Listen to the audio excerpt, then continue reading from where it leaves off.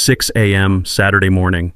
I'm standing in my own driveway in slippers holding my coffee when two police cruisers roll up with lights flashing. My neighbor Denise is on her porch screaming into her phone. "Yes, he's still there. Arrest him. He's been parking illegally for months and you people do nothing."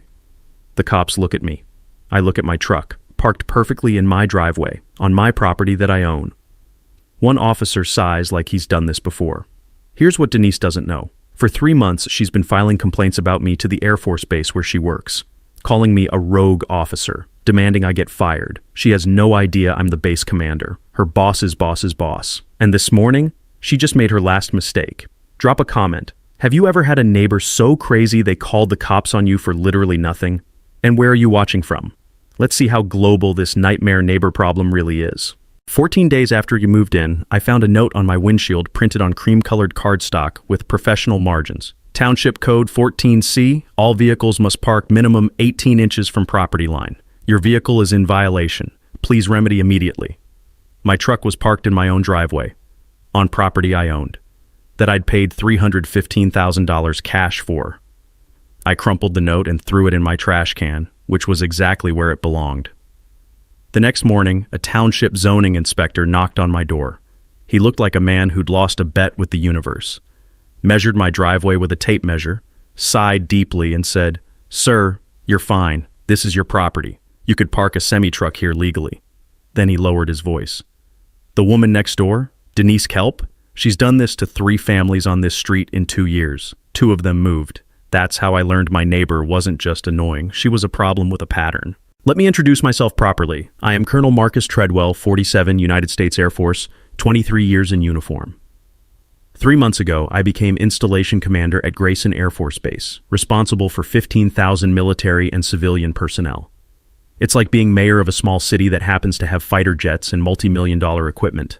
When I took command, I made a decision. Live off base, not in officer housing where everyone knows your rank. I wanted normal. A place where my daughter Bryn could just be 16 without the weight of military life pressing down on her every single day. Bryn lost her mom 3 years ago, cancer. Sarah was the glue holding us together through 7 duty stations and 4 deployments. After she died, Bryn and I bounced between 3 bases in 2 years. New schools, new friends, new grief, and new zip codes. This house in Pine Haven was supposed to end that cycle. Population 8,000, 20 minutes from base, quiet street called Maplewood Drive. 2-story colonial with a driveway that has character, meaning it has cracks, and an American flag on the porch because old habits die hard. The neighborhood's exactly what you'd picture. Built in the 70s, honest working folks.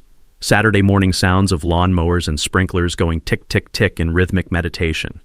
By noon, the asphalt driveway gets hot enough that you feel it through your boots like standing on a warming plate. Normal, peaceful, exactly what we needed. And then there's Denise. Denise Kelp is late 50s with hair sprayed into a helmet that could deflect small arms fire. Married to Hugh, a man who looks like he's been apologizing since the Reagan administration. No kids.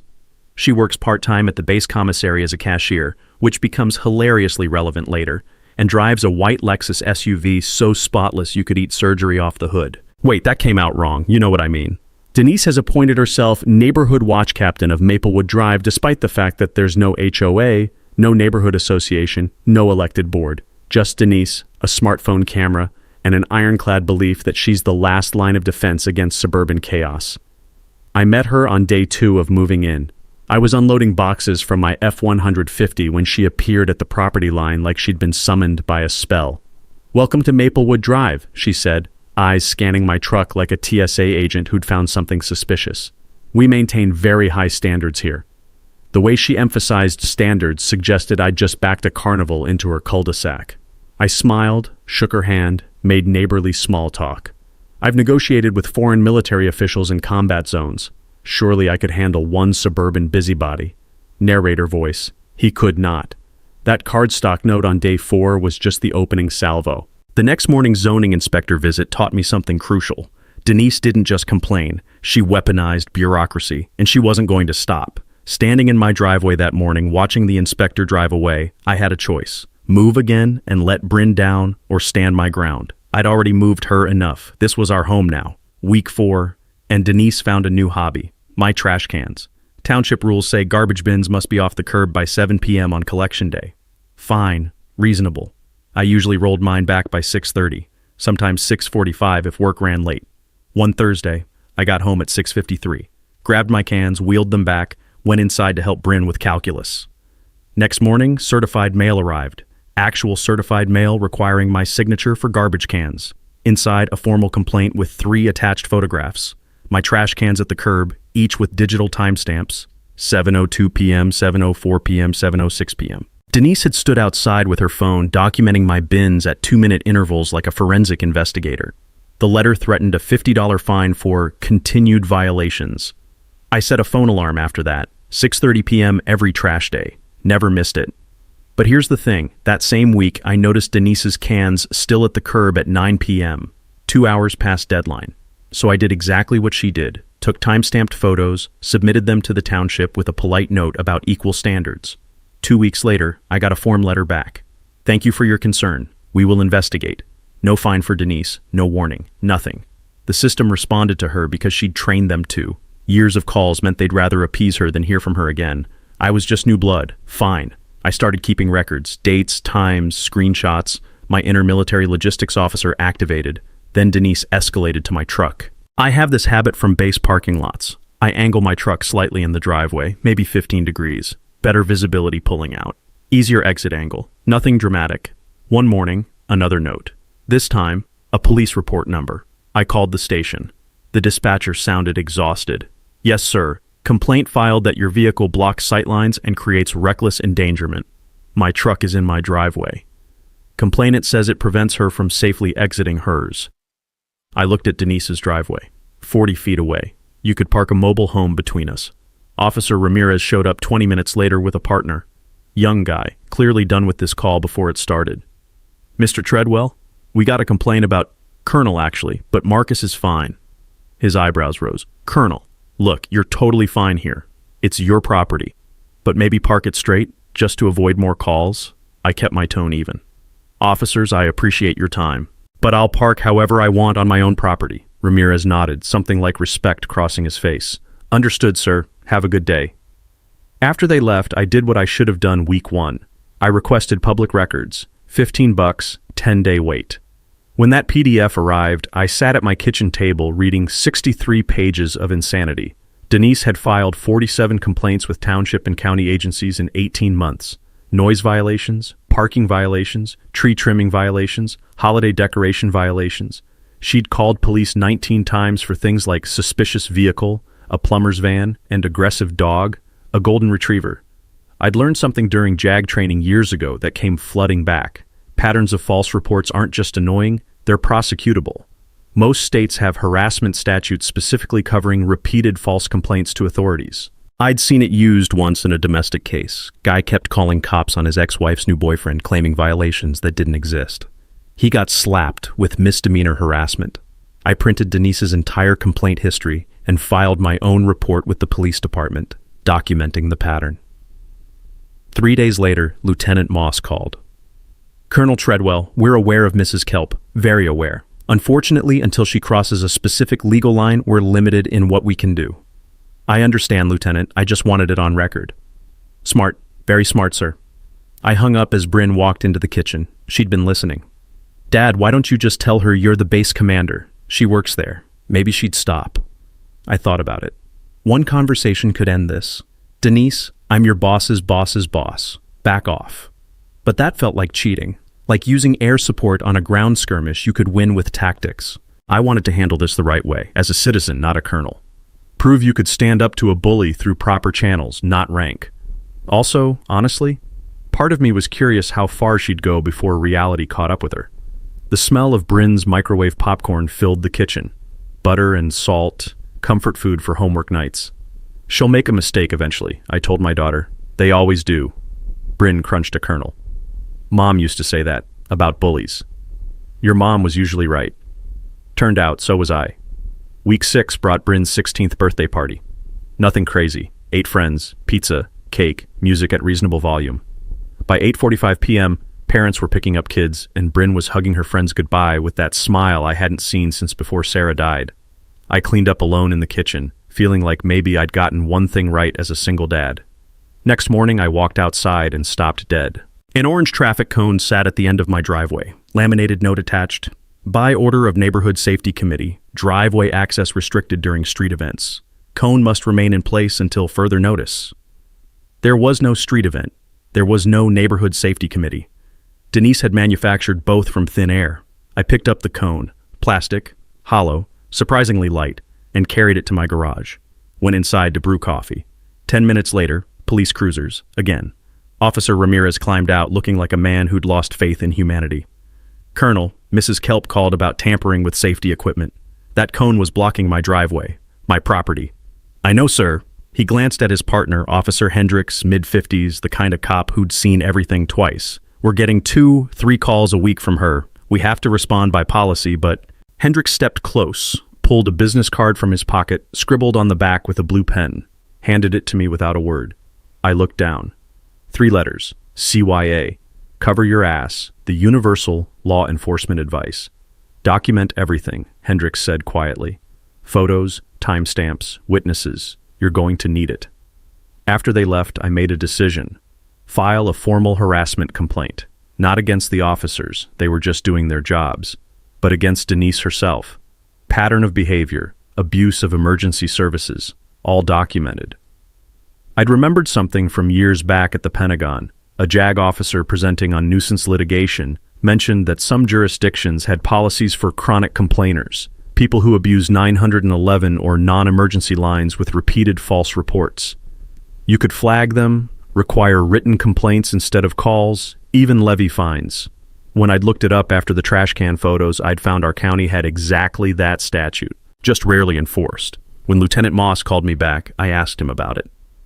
Colonel, we've been trying to build that case for months. Problem is, it needs supervisor approval and solid documentation. But with your formal complaint added to the file, he paused. We might finally have enough. Whatever helps, Lieutenant. One more thing, sir, get cameras. I have a feeling this escalates before it ends. Smart man. I ordered 2 Nest cameras that afternoon, installed them that weekend with Bryn holding the ladder, her hands steady on the aluminum. Then Denise went political. Garrett, the electrician, knocked on my door Tuesday evening. Marcus, you need to know, Denise filed a petition with Township Council. She wants a parking enforcement zone for our street. Meaning what? Meaning everyone needs to buy permits to park on their own property. $120 per vehicle per year. She's got 3 signatures on her petition. 2 of them are her cousins who don't even live here. The Township Council met every second Thursday. I showed up in jeans and a flannel shirt, just another taxpayer with concerns. The meeting room reeked of burnt coffee and industrial floor cleaner. 30 people scattered across folding chairs that screeched against linoleum every time someone moved. Fluorescent lights hummed overhead like dying insects. Denise stood at the podium with a PowerPoint presentation, actually used a laser pointer. Slide after slide showed my truck parked in my driveway from different angles, different times of day, like surveillance footage from a stakeout. This vehicle, she announced, voice trembling with manufactured urgency, creates ongoing safety hazards, blocks neighborhood sightlines, and directly contributes to declining property values. Councilwoman LaTanya Brooks, African-American, 50s, with the posture of someone who'd spent decades not taking anyone's nonsense, leaned forward. And Mrs. Kelp, is this vehicle parked on public street or private property? Denise faltered. Technically private, but the impact on private property, so the owner can legally park there. Yes, but thank you. Brooks smiled without warmth. I'm tabling this petition. Insufficient evidence of public safety impact. Next item. Denise's face went red. But you didn't even... The council had already moved on. Outside afterward, Brooks found me by my truck. You're Colonel Treadwell? I nodded. Yes, ma'am. Sergeant Major Brooks, retired Army, 22 years logistics. Her grin was pure mischief. Does she know who you are? No, ma'am. Brooks laughed. The kind of laugh that comes from watching karma tee itself up. She works at your commissary, doesn't she? DOD civilian employee? That's correct. Just so you know, conduct standards apply off-duty, especially harassment of command personnel. She handed me her card. Call if you need backup. We vets stick together. I sat in my truck afterward, engine idling, watching Denise speed away in her Lexus. She'd just wasted an hour of elected officials' time presenting a slideshow about my legally parked vehicle. She was building my case for me, one insane act at a time. Saturday morning, 0600. I stood in my driveway holding coffee, Colombian dark roast, strong enough to raise the dead. When police cruisers rolled up with lights painting my house red and blue, this was it. The moment from the beginning. Denise burst from her house in a bathrobe that had seen 3 presidents, phone still pressed to her ear. Yes, he's right there. He's been parking illegally for months. Officer Ramirez climbed out, shoulders already slumping. He'd been here so many times he probably knew my coffee preference by now. Ma'am, what's the emergency? That vehicle. Denise jabbed her finger at my truck like it was radioactive. Emergency access violation. What if firefighters need through? What about ambulances? Ramirez studied my truck, parked perfectly in my driveway, then the street, 40 feet wide, empty, clear in all directions. Ma'am, this is private property. Nothing's blocked. Fire code, safety regulations. He's military. Doesn't he have higher standards? Her voice pitched upward. I'll call the base. I'll report him. That's when Ramirez's patience died. Ma'am, I'm issuing a warning for misuse of 911. This is not an emergency. You've filed 47 complaints in 18 months. Most were unfounded. Denise's face went eggplant purple. You should arrest him. Ma'am, continued false reports will result in criminal charges. Understand? She sputtered, spun, stormed inside. The door slam rattled windows 3 houses down. After the cruisers left, I checked my phone. Email from base security timestamped 0545. Sir, civilian called front gate demanding to speak with whoever's in charge about rogue officer at your address. When told to file written complaint, became verbally abusive and disconnected. Gate flagged the call. I stared at that email. My coffee had gone cold. Denise had called my base to get me fired. Still didn't know I was the commander. I forwarded it to Lieutenant Colonel Pratt with a note. Neighbor situation. Will handle. Pratt replied instantly, Sir, is this the trash can lady? Affirmative. Permission to laugh? Granted. That afternoon, I pulled property records. Denise and Hugh bought their house in 2010 for $340. Market value now, maybe $330. I'd paid $315 for mine. Market downturn, needed work. Probably worth $320 after repairs. But it wasn't about actual values. It was about control. I found her old Facebook posts in neighborhood groups. She'd opposed multi-family dwellings and transient renters. Fought against a group home for disabled adults 2 blocks over. Always the same language. Property values, neighborhood character, maintaining standards. Translation, keep out anyone different. Garrett knocked on my door that evening while I mounted my second security camera. Marcus, heads up. Denise asked if your truck's a commercial vehicle. She's hunting for zoning violations. It's personal registration. I know, I told her. He paused, uncomfortable. After the Nguyen's left, Denise told my wife we needed to keep the streets stable. That exact word, stable. The Nguyens were Vietnamese. He didn't finish. He didn't need to. I'm black. Sarah was white. Bryn's mixed. And Denise wanted a neighborhood that looked like a 1950s commercial. Appreciate the heads up, Garrett. 6 families will testify for you whenever you need us. After dark, I sat on the porch. The sky bled orange and purple. Someone 3 houses down had a charcoal grill going. The smell of lighter fluid and smoking meat drifted on the breeze. Bryn pushed through the screen door, sat beside me. You okay, Dad? Yeah. One phone call ends this. Just tell her who you are. I could. Denise, I'm Colonel Treadwell, base commander. You work for me. Stop. Game over in 10 seconds. But that wasn't justice. That was just rank. Raw power shutting down a problem instead of actually solving it. I want her to face consequences for her actions, not because I outrank her. Bryn leaned against my shoulder. She still fit there, barely, growing up too fast. Mom would have said the same thing. Your mom was wiser than me. Impossible. She was quiet for a moment. What if she hurts us first, before consequences catch up? Valid question. Smart kid. Then we adapt, but we do this right. The stars came out one by one. Crickets started their evening concert, that rhythmic chirping that sounds like summer itself. The security camera's infrared LED blinked red in the darkness. I'd give Denise rope, let her escalate, document everything with my new cameras, my complaint logs, my growing file of evidence. Eventually, people who can't control themselves make mistakes. And Denise? She was sprinting toward hers. 3 days later, I got a certified letter that proved me right. It was from an attorney. Denise had just brought lawyers into a fight with someone who had an entire Judge Advocate General's office at his disposal. Amateur move.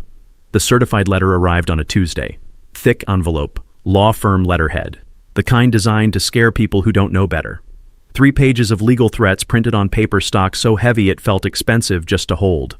The letter alleged ongoing harassment, intimidation, and intentional property devaluation against Denise Kelp. Demanded I park only in my garage, pay $5,000 for emotional distress, and sign an agreement limiting outdoor activity after 7 p.m. The final line was chef's kiss. Failure to comply will result in escalation to your military chain of command and local media.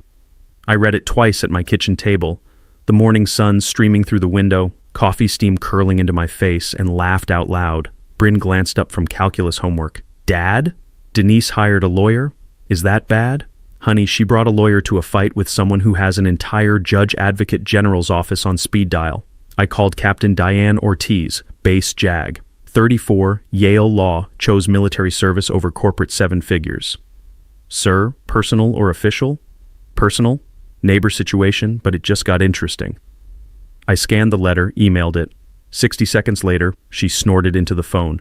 Sir, this is legally nonsense, borderline frivolous. Want me to write a response that makes her attorney regret law school? Not yet. I want to see her full hand first. Smart. This letter gives you countersuit grounds whenever you want them. I hung up and did something I should have done week 1. Filed a FOIA request on myself through the Inspector General office.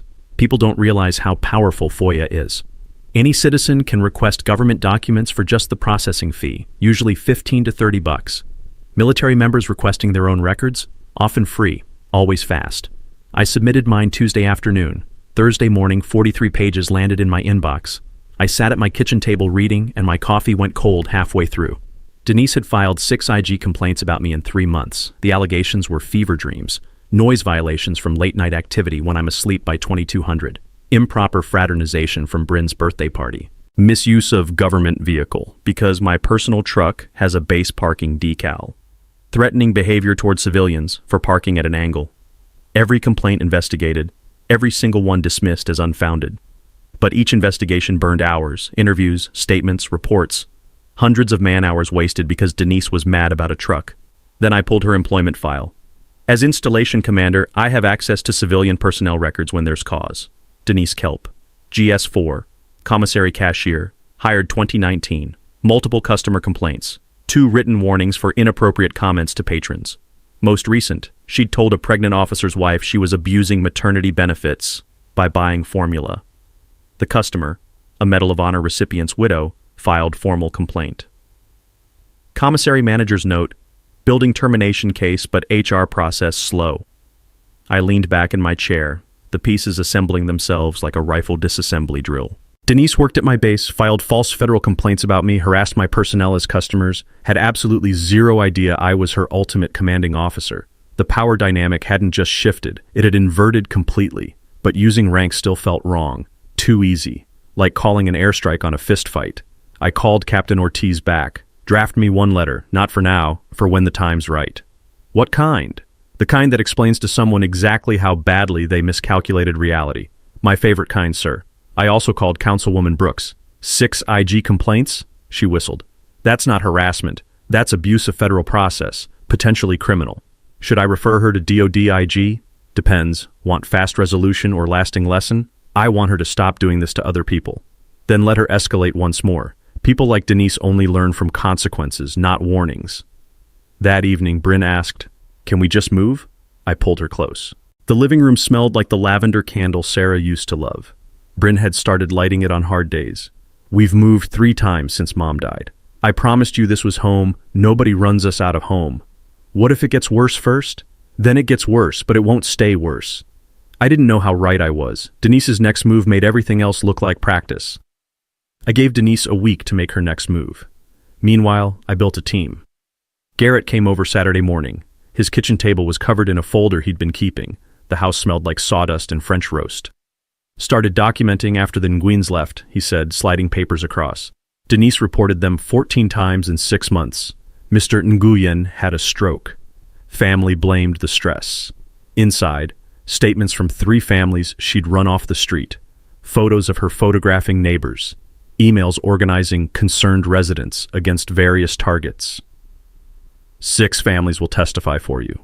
We've been waiting for someone to finally push back.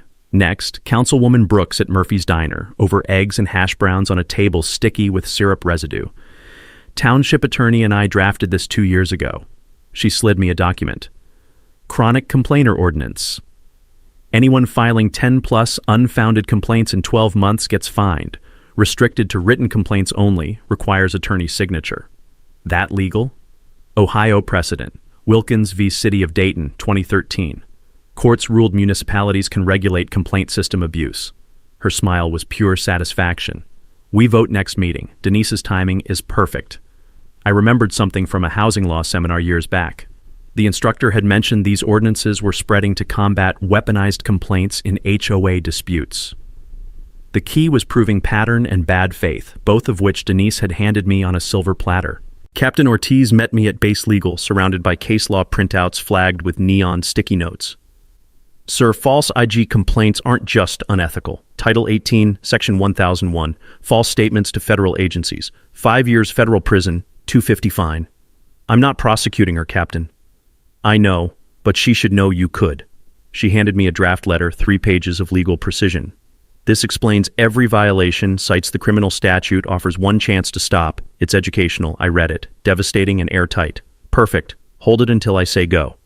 Chief Mendez brought Denise's employment file to my office. Official channels, documented meeting. 14 customer complaints, sir. She questioned a deployment spouse about how she could afford her groceries. We're building termination case, but civilian HR is glacial. Keep building it properly, Chief. I may add fuel to that fire soon. That evening, I laid out the strategy for Bryn over pepperoni pizza. 4-prong approach, I said, using the pizza box as a whiteboard with a Sharpie. Bryn laughed. First real laugh I'd heard from her in weeks. Prong 1, restraining order, county court, civil harassment petition. I've got 47 police calls, 6 false IG complaints, attorney threats, pattern of conduct. Bryn folded her pizza slice lengthwise. Sarah's method, keeps the cheese from sliding. Will that actually stop her? Makes contact illegal. Violation means jail time. Prong 2, township ordinance passes, applies retroactively. Denise gets fined and complaint restricted. Prong 3, I file IG complaint against her. DOD investigates her for abusing the system. Flips the script. Prong 4, commissary terminates her based on legitimate customer complaints. Separate track, proper process. Bryn chewed thoughtfully. You're not just stopping her. You're making sure she can't do this to anyone else. Exactly. Mom would approve. Mom would have done it 3 weeks ago. Over the next week, I built a binder. Timeline, security footage screenshots, police logs from FOIA, neighbor statements, IG complaints, employment file notes, everything chronological, indexed, tabbed, 3 inches thick when finished. Ortiz reviewed it, whistling. Sir, this could be a JAG training case, how to document everything. You don't survive 23 years in uniform without learning paperwork. The beautiful part? Every piece was legitimate. No rank pulling, no shortcuts, just documentation, proper channels, and patience. Garrett stopped by Thursday evening while I was grilling chicken. The charcoal smoke smelled like summer, made everything feel almost normal. Denise has been quiet, he said, accepting a beer. Makes me nervous. Cornered animals get dangerous before they get caught. You think she'll escalate? I'm counting on it. Every move she makes strengthens my case. He clinked his beer against mine. Man, remind me never to piss you off. Just don't harass my daughter and we're good. Bryn came outside with plates. Dad's not mad. He's just thorough. Terrifyingly thorough, Garrett agreed. That night, after Bryn went to bed, I sat on the porch watching heat lightning flicker in distant clouds. The air smelled like ozone and cut grass. Storm coming, maybe tomorrow. My phone buzzed. Message from Brooks. Ordinance passes Tuesday. Unanimous vote expected. Another buzz. Ortiz. Restraining order petition ready to file. Just say when. Another. Lieutenant Moss. Colonel, heads up. Mrs. Kelp tried filing another report tonight. Dispatcher told her to put it in writing per new policy. She hung up. I smiled in the darkness. The walls were closing in on Denise, built entirely from her own actions. All I'd done was hold up mirrors. Sarah used to say, the best way to defeat someone isn't to fight them. It's to let them defeat themselves while you take notes. I'd taken very good notes. Now I just needed Denise to make one more mistake. The big one that would end this permanently. Based on her pattern, I wouldn't wait long. The lightning flickered again, closer now. Storm was coming. Monday morning, 0630. My phone exploded with texts from 3 neighbors I barely knew, all sending the same Facebook link with variations of "Is this true?" and "Are you okay?" I opened our town's community group, 8,000 members. An account called Concerned Pine Haven Resident, created that morning with no photo or history, had posted my full street address alongside a warning. Alert: military officer on Maplewood Drive harassing neighbors. Police won't act due to blue wall protecting veterans. This man threatens families, violates ordinances, uses his position to intimidate. Share for safety. 63 shares when I screenshot it. I captured 15 images total before moderators nuked it. Post, shares, comments, account details. All evidence. Captain Ortiz called it witness tampering. Sir, attempting to damage your employment through false public statements? Add it to the charges? Within the hour, 2 neighbors knocked on my door holding printouts. The retired teacher looked genuinely confused. "Colonel, this doesn't sound like you at all." I showed them my police call logs, Denise's 47 false reports. Their confusion turned to fury. "She did this exact thing to the Nguyens 3 years ago," the teacher said. "Same lies, different fake account. They moved because of it. Will you write a statement?" Today. That afternoon brought a new letter. Maplewood Drive Homeowners Association. Annual dues notice. $500 owed. Failure to pay results in property lien. Professional letterhead, formal language. But the return address was a UPS store box, and the board members listed didn't exist. I'd researched every resident weeks ago. Garrett saw it on my counter that evening and laughed. "That's Hugh's UPS box, number 247. I ship from there all the time." Creating fake HOA letters isn't just sleazy. It's federal mail fraud. Denise had just handed me another felony to document. I called the postal inspector. He sounded genuinely pleased. "Impersonating an HOA for extortion? We love these cases. We'll surveil that mailbox." 2 mornings later, I walked outside at dawn to find all 4 tires slashed. Deep, angry cuts. A keyed scratch ran the length of my driver's side door. Someone had taken their time with this. My security cameras caught everything. 0 to 15 hours. Hooded figure in dark clothes. 4 minutes of methodical destruction. The gait was wrong for Denise. Taller, heavier, moved like Hugh. Officers Ramirez and Hendricks arrived as the sun came up, turning everything cold and gray. The air smelled like frost and metal. We reviewed the footage on my phone in the driveway. "Can't ID the face," Ramirez said, "but we'll verify their whereabouts." They knocked next door at 7 sharp. I watched from my porch, coffee warming my frozen hands. Hugh answered, looking like he'd already lost. Denise pushed past in her bathrobe. Her voice carried across 40 feet. "We were both asleep together," Hendricks wrote in his notebook, probably noting how you can't confirm mutual sleep unless you're awake to observe it. Another question from Ramirez. Denise, louder. "I already told you we were sleeping. How many times?"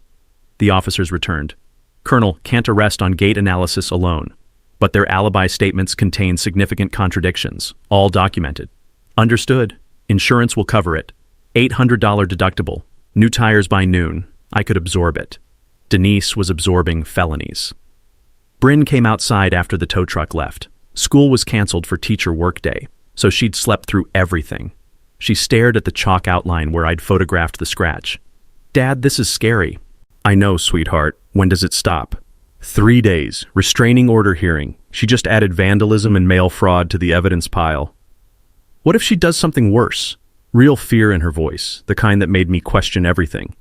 Then we adapt, but she's making mistakes faster than I can document them. That afternoon, my desk phone rang. Base security. "Sir, civilian at front gate demanding to speak to commanding officer about a corrupt officer. She's getting very loud."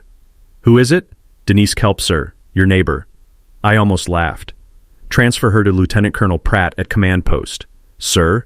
"He'll handle it. Tell him it's my neighbor situation." 10 minutes later, Pratt called back, barely containing laughter. "Sir, that was the most entertaining gate call of my career." She ranted for 10 minutes about a rogue officer who needs court-martial. When I asked his name, she didn't know, just his address. "What'd you say?" "That I'd inform the appropriate commander." He was grinning through the phone. "She has absolutely no idea you're the commander." "Keep it that way." "Sir, she's completely unhinged. She's desperate. That's when fatal mistakes happen." I added the gate security report to my evidence file. Denise had now harassed federal installation personnel and attempted to abuse military command structure, both documentable offenses for a DoD civilian employee. The restraining order hearing was 72 hours away. My evidence binder sat on my desk, 4 inches thick with timeline, photos, police logs, witness statements, federal complaints, employment records, security footage. Denise had built every piece of it herself. I'd simply taken notes while she tied knot after knot in her own rope. That evening, Bryn and I sat on the porch as twilight settled in. The air smelled like distant rain and someone's charcoal grill. Lightning bugs blinked in the gathering darkness, first ones of the season. 3 more days, I told her. Then it's over? Then she learns what consequences actually look like. Thunder rumbled somewhere distant. The storm was coming right on schedule. The day before the hearing, Denise crossed a line I didn't know existed. 10 a.m. knock. Woman in business casual, worn leather folder, tablet in hand. Colonel Treadwell? Kim Brennan, Child Protective Services? We received a report about your daughter, Bryn. Everything went cold. What kind of report? Anonymous call alleging neglect, unsafe conditions, unstable veteran parent creating dangerous environment. She looked apologetic. I can tell this is probably false, but I'm required to investigate. I stepped aside. See whatever you need. Kim walked through the house. Clean kitchen, stocked fridge, no hazards. Bryn's room, teenager messy but clearly loved, skateboard gear and college brochures and band posters covering walls. She interviewed Bryn privately. I waited in the kitchen, knuckles white around my coffee mug. 15 minutes later, Kim emerged with Bryn, whose eyes were red but voice steady. This case is closed immediately, Kim said. Your daughter is safe and well cared for. She turned to Bryn. Thank you for being honest, sweetie. Bryn's voice cracked. My dad is the best person I know. Mrs. Kelp hates us. This is just another lie. Kim handed me her card. Sir, I'm noting this as clearly retaliatory. False CPS reports are criminal in this state. Felony if malicious. I'll testify if needed. After she left, I held Bryn while she cried angry tears. She tried to take me away from you, Dad. She can't. She failed. But my restraint evaporated. Harass me? Fine. Vandalize property? Charges filed? Weaponize child welfare against my daughter? The gloves came off? Aim. I called Captain Ortiz. Add everything to the court filing, no mercy. Sir, what happened? False CPS report targeting Bryn. Her voice went ice cold. She's going to regret this, sir. That afternoon, Denise's attorney received our petition, 83 pages, indexed, tabbed like a military ops order. Garrett heard through the paralegal grapevine that Feldman called Denise immediately. Mrs. Kelp, you need to settle. His evidence is devastating. Denise's response, he's bluffing. He's just a soldier. Feldman, ma'am, he has military lawyers. Take this seriously. Instead, Denise filed her own restraining order against me. Her allegations, I threatened her with military connections, parked in intimidating manner, recruited neighbors for coordinated harassment campaign. Zero evidence. No photos, no witnesses, nothing. 3 pages of paranoid accusations with no support. Both hearings scheduled same session, tomorrow morning. Garrett rallied the neighborhood. 6 families agreed to testify. People she'd harassed, people who'd stayed silent too long. The retired teacher brought documentation from Denise's 2019 campaign against Christmas lights. The pastor offered testimony about her calling police on Easter parking overflow. That evening, I sat on my porch. Security camera LED blinked red. Night smelled like cut grass and ozone. Crickets kept rhythm, the sound summer should have been. Lieutenant Moss called. Colonel, Mrs. Kelp tried filing another report tonight, claimed you're surveilling her. Dispatcher said new policy requires written complaints. She hung up, called back 3 times. We logged it as harassment of emergency services. Thanks, Lieutenant. See you tomorrow. Wouldn't miss it, sir. My evidence binder sat on the porch table. 4 inches of documentation showing one truth. Denise couldn't stop herself. Every action dug deeper. Bryn came outside, sat beside me. Ready for tomorrow? Yeah. What if she wins? She can't. She built my case herself. Will she go to jail? Probably not, but real consequences are coming. Good. Bryn leaned on my shoulder. Mom would be proud. Mom would have ended this 3 weeks ago. No, she'd say you did it right. Lightning bugs rose from grass, blinking codes. The air tasted electric. Storm coming. I checked my watch. 14 hours. Tomorrow, I'd wear my dress blues to court. Full rank insignia visible. Every time Denise had seen me, I'd been in civilian clothes. Never mentioned my job, never pulled rank, never used anything unavailable to regular citizens. Tomorrow she'd finally learn who she'd been harassing for 4 months. Tomorrow in that courtroom, Denise would see my uniform and understand she'd been filing complaints about me to my own command, calling my own base, trying to get me fired from a position where I was everyone's boss, including hers. The realization would hit her like a freight train. And honestly, I couldn't wait to see her face when it did. Garrett stopped by with a six-pack. We sat in silence for a while, drinking beer and watching heat lightning flicker on the horizon. "Marcus, whatever happens tomorrow, you handled this right. The hard way, the long way, but the right way. We'll see." "No, man. Everyone's watching. You showed people you can stand up to bullies without becoming one. That matters." After he left, I went inside. Bryn was asleep on the couch, calculus book open on her chest. I covered her with Sarah's old quilt, the one with stars that she'd made during our first deployment. In our bedroom, I laid out my dress blues, pressed sharp, brass-polished, ribbons aligned, the uniform I'd earned over 23 years. Tomorrow, Denise would see it. Tomorrow, she'd understand. Tomorrow, 4 months of harassment would meet 4 months of perfect documentation in front of a judge. I set my alarm for 0500. Court was at 9, but I had a career's worth of pre-mission rituals to complete. The storm that had been building since July was about to break. County Courthouse, 9 a.m. Floor wax and old wood smell filled the air. Fluorescent lights hummed while 30 people sat in squeaking folding chairs. I walked in wearing Class A dress blues, full ribbons, polished brass, silver eagles on my shoulders, Bryn beside me. Behind us, 6 neighbors, Officer Ramirez, Lieutenant Moss, Kim from CPS, Garrett Brooks. Denise sat with Attorney Feldman. When she saw my uniform, her face went white, then red, then white again. She grabbed Feldman's sleeve, whispered frantically. He looked at my rank and went pale. Judge Meredith Vance entered, 60s, former prosecutor.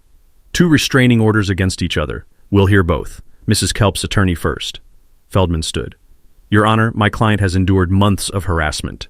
Her neighbor weaponizes his military status and parks threateningly, Vance interrupted, on his own property? The angle creates... Next point. Feldman listed grievances without evidence. Vance cut him off. Photos, recordings, witnesses. Potential witnesses were intimidated. So no. Colonel Treadwell? I stood. Your Honor, I'm Colonel Marcus Treadwell, installation commander at Grayson Air Force Base. Mrs. Kelp has harassed me and my daughter for 4 months. 47 false police reports, 6 fraudulent inspector general complaints, mail fraud, vandalism, doxing, and yesterday a false CPS report. I handed over my binder. 83 pages. Timeline, photos, police logs, witness statements, security footage. Vance read for 2 minutes, eyebrows climbing. Mrs. Kelp, 47 police calls. Denise jumped up. He violates codes constantly. Sit until addressed. Denise sat. Officer Ramirez? He stood. Your Honor, we responded 2 to 3 times weekly for 18 months. 90% unfounded. 3 warnings issued for misuse of emergency services. Mrs. Kelp, did you file 6 Inspector General complaints about Colonel Treadwell? Yes, but someone had to. Were you aware he's the installation commander at the base where you work? Silence. Denise's mouth opened, closed. He's the commander? Your ultimate supervisor. You filed complaints to his own command without checking basic facts. Vance turned pages. Did you file a false CPS report? I had concerns. Miss Brennan? Kim stood. Your Honor, clearly retaliatory. The child is well cared for. This was deliberate system abuse to intimidate through his daughter. Vance closed the binder hard. I'm granting Colonel Treadwell's restraining order. Mrs. Kelp, no contact with him or his daughter. Stay 100 yards from his property. No complaints without court approval. Violation means arrest. That's unfair. Denying your petition with prejudice. You're the aggressor. Denise stood, voice rising. This is because he's military. Sit or I'll hold you in contempt. He set me up. He didn't tell me. Vance's gavel cracked. He documented your behavior. You made choices for 4 months. He used proper civilian channels instead of abusing military authority. You should have shown similar judgment. She looked at the DA. Referring for criminal charges, false reports, mail fraud, false CPS report, harassment. Notify U.S. Attorney about federal charges for IG abuse. To Denise. Your employment is between you and your employer. Colonel will be reviewed per DOD regulations, Your Honor. Everyone understood. Termination. Denise sobbed. I didn't know. I looked at her. You didn't ask. You assumed. 47 false accusations without checking facts, and you targeted my daughter. That's unforgivable. Adjourned, Vance said. Outside, a reporter approached. "Colonel, comment? Stand up to bullies through proper channels, justice works." Bryn grabbed my hand. "Is it over?" "Yes, sweetheart." Ramirez nodded respect as he passed. Moss stopped. "That documentation was masterclass, Colonel." Brooks approached. "6 families want to know how to fight their harassers. You taught this town something." We walked to my truck. New tires, repaired scratch. I'd parked at an angle, because I could. Bryn climbed in. "Mom would be proud. She'd say I took too long." "No, she'd say you did it right." I started the engine. In the rear view, Denise stood alone on courthouse steps, Feldman walking away. She'd lost everything in 4 hours because she couldn't stop being a bully, because she assumed instead of asking, because she picked the wrong neighbor. We drove home. Our home. The one nobody would ever chase us from again. The street was quiet when we pulled up. Garrett waved from his porch. The smell of someone's weekend barbecue drifted on the air. Lightning bugs would come out tonight, first real warm evening of the season. I parked my truck at an angle in my driveway. My property, my choice, my life. Denise Kelp no longer got a vote in any of it. The first Saturday after the hearing, Garrett organized a block party on Maplewood Drive. 20 families showed up, grills smoking, folding tables loaded with potato salad, kids running through sprinklers. 2 families who'd moved away because of Denise drove back just for this. I stood at my grill flipping burgers with Bryn beside me, and for the first time in 4 months, the knot in my chest finally loosened. The retired teacher brought a photo album showing the street's history back to 1972. "This is what neighborhoods should be," she said. "People looking out for each other." The pastor blessed the gathering. "May we always choose kindness over conflict." 3 weeks later, the consequences landed. The commissary terminated Denise, not because I ordered it, but because Chief Mendez's HR case was solid. 14 customer complaints, hostile environment, off-duty conduct violations, proper channels, proper process. I never touched it. The DA filed charges. Denise took a plea. 200 hours community service, $5,000 fine, 2 years probation, anger management classes. The postal inspector's mail fraud case was still grinding through federal court. Her house sold within a month. She moved 2 towns over, reportedly telling people she was forced out by military corruption. Some people never learn. But 6 families who'd stayed silent found their voices. They started attending township council meetings, speaking up about infrastructure, budgets, transparency. Councilwoman Brooks told me voter registration jumped 12% in our district. Then Garrett and I created something that mattered, the Good Neighbor Fund, community resource for families facing harassment. Started with $5,000 from me, matching donations from the 6 testifying families. First year, helped 11 families with free legal consultations, documentation workshops, tenant rights education.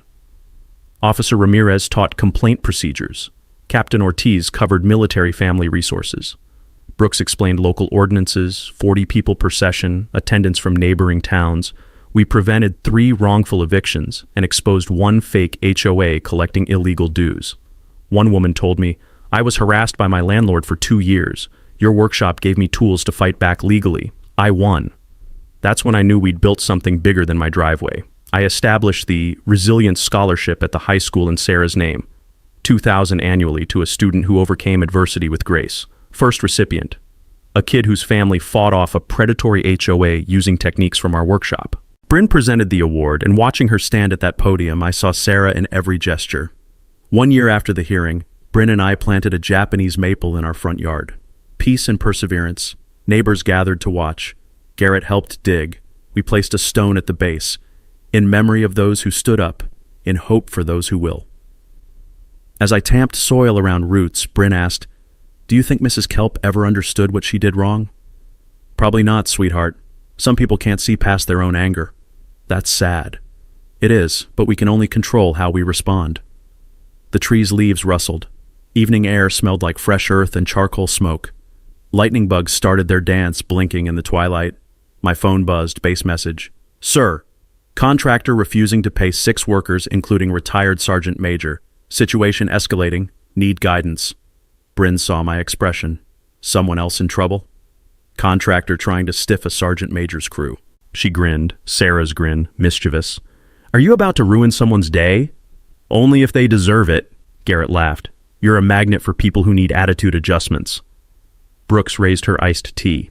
"To Colonel Treadwell, proving standing up to bullies the right way actually works. Everyone raised drinks.